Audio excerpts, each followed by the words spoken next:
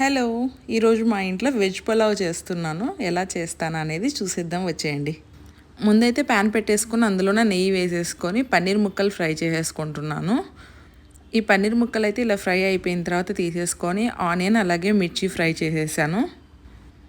ఈ onions fry చేసేటప్పుడు నేను కొంచెం ఆయిల్ కూడా మిక్స్ చేశాను ఇందులోన. అలాగే ఉల్లిపాయలు ఫ్రై అయిన తర్వాత అల్లం వెల్లుల్లి పేస్ట్ కూడా ఫ్రై చేసేసి వెజిటేబుల్ ముక్కలు వేసేసాను.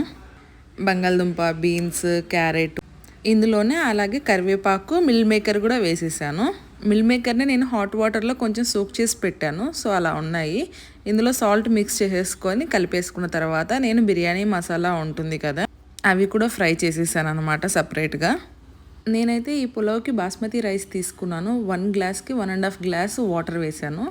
ఇందులోనే నేను జీడిపప్పు అలాగే పన్నీర్ కూడా మిక్స్ చేశాను. చూసారుగా ఎలక్ట్రికల్ రైస్ కుక్కర్లో ఎంత బాగా వచ్చిందో పొడి పొడిగా. Thank you.